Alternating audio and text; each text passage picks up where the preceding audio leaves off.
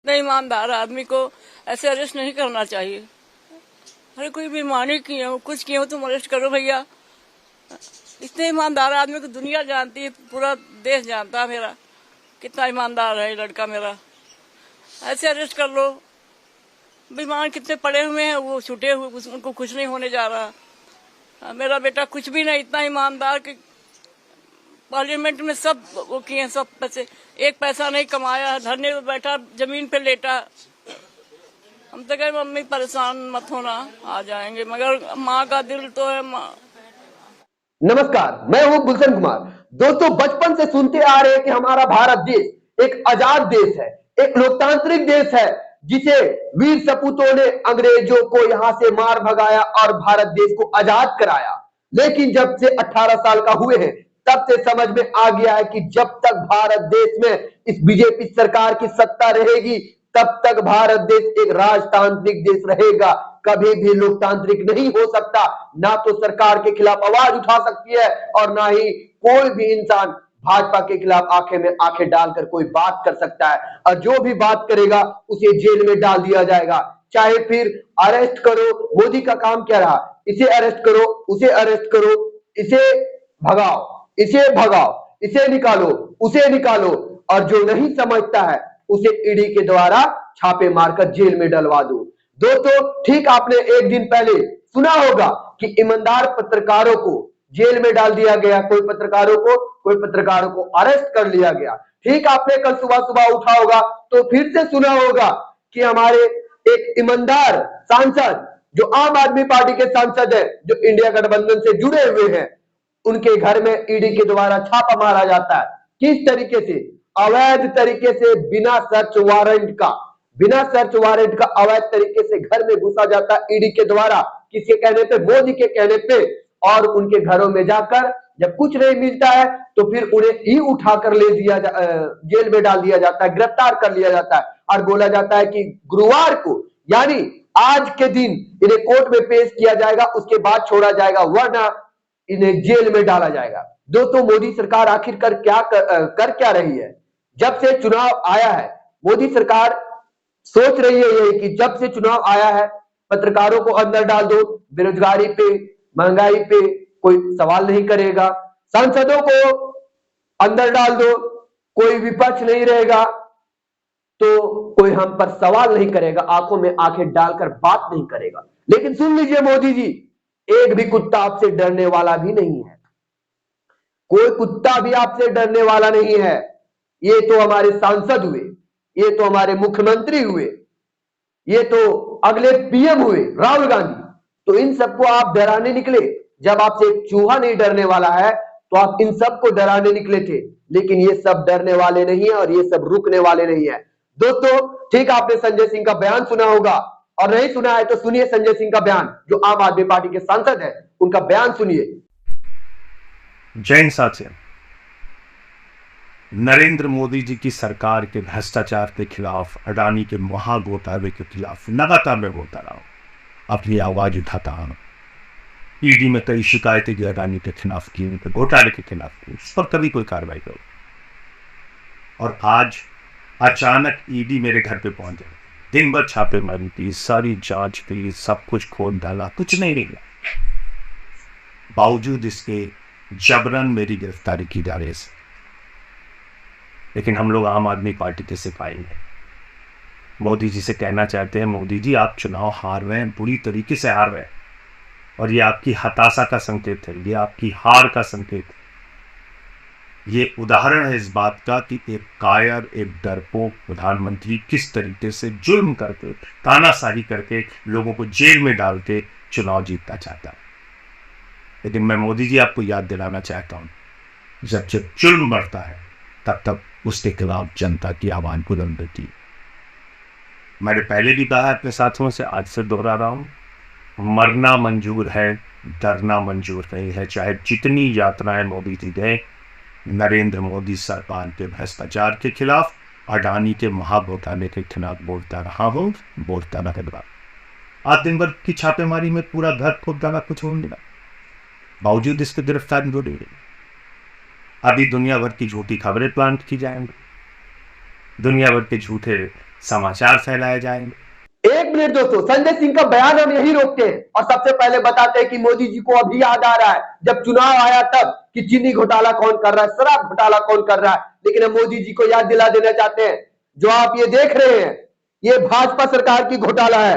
एक एक करके देख लीजिए, ये तो सिर्फ बीजेपी सरकार की घोटालों की झलक है और हम आपको दिखाना चाहते हैं वो घोटाला जो मोदी सरकार 9 सालों में किया है।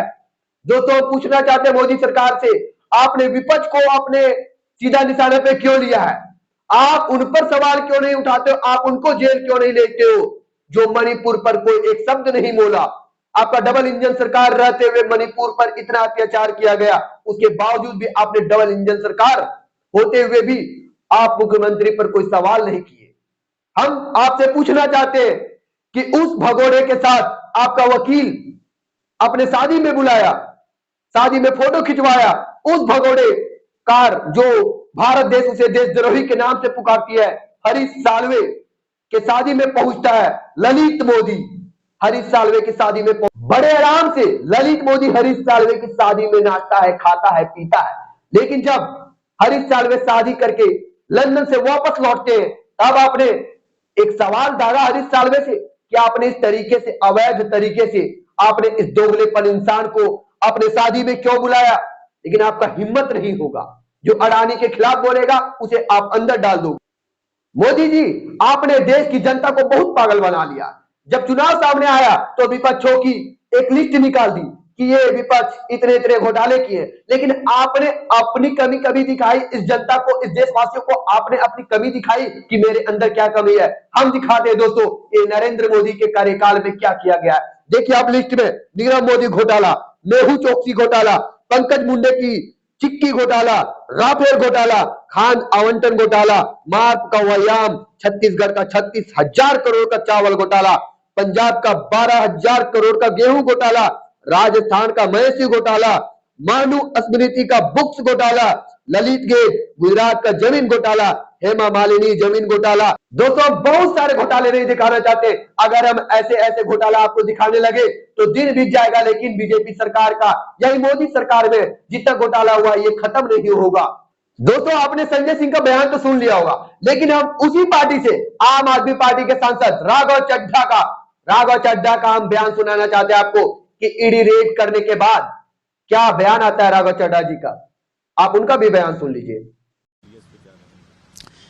देखिए करीब करीब पिछले 15 महीनों से भारतीय जनता पार्टी एक तथाकथित शराब घोटाले की आड़ में हम पर आरोप लगाती है और पिछले 15 महीनों में 1000 जगहों पर इन्फोर्समेंट डायरेक्टरेट द्वारा रेडें करवाती है, सीबीआई द्वारा रेडें करवाती है। कई 100 अफसर इस पूरी तथाकथित जांच में लगे हुए हैं, लेकिन 15 महीने बिताने के बाद, कई लोगों को अरेस्ट करने के बाद, जांच की आड़ में अरेस्ट करने के बाद, 1000 जगहों पर रेड करने के बाद, इस पूरी जांच में आज तक किसी एजेंसी को एक फूटी कौड़ी नहीं मिली, एक नया पैसा नहीं मिला। अगर कोई घोटाला होता तो पता नहीं कितने हजारों करोड़ रुपए बरामद होते, कितनी संपत्ति, सोना चांदी, जेवरात, गाड़ियां, बंगले, फार्म हाउस, जमीनें, कितनी संपत्ति बरामद होती जो अक्सर घोटालों में होती है, नजर आता है।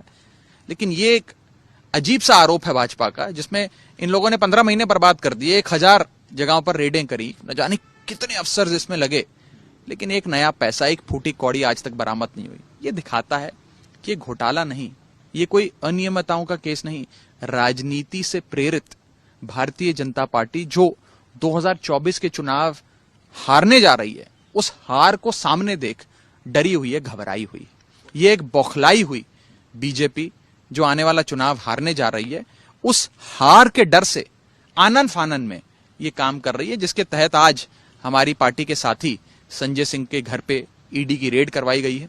मैं साफ तौर पे कहना चाहता हूं, जो ईडी की रेड पिछले कई घंटों से संजय सिंह के घर पे चल रही है, एक फूटी कौड़ी उनको वहां से बरामद नहीं हुई, एक अनियमितताओं से या किसी भी चीज से संबंधित जो आरोप है, रत्ती भर सबूत इन्हें कोई बरामद नहीं हुआ, क्योंकि जब घोटाला हुआ ही नहीं तो मिलेगा क्या।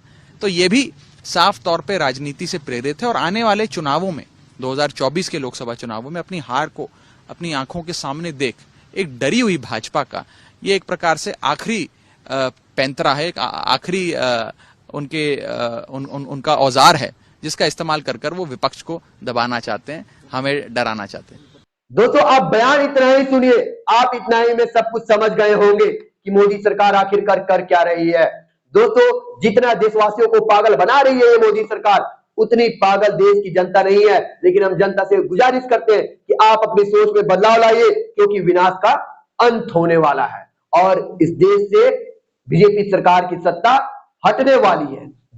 दोस्तों रिपोर्ट देखने के लिए बहुत बहुत धन्यवाद। दोस्तों रिपोर्ट अगर अच्छी लगी हो तो रिपोर्ट को लाइक कीजिए और जितना हो सके शेयर कीजिए, कमेंट कीजिए। और दोस्तों अगर इस चैनल का अगर आप आर्थिक मदद करना चाहते हैं तो दिए गए नंबर पर आप कुछ आर्थिक मदद भी कर सकते हैं, जिसके सहायता से हम और आपके सहायता से हम इस चैनल को आगे बढ़ा सकते हैं। दोस्तों फिर मिलेंगे एक अगली रिपोर्ट में, लेकिन इन मुद्दों पर आपका क्या राय है आप कमेंट सेक्शन में दे सकते हैं। जय हिंद दोस्तों।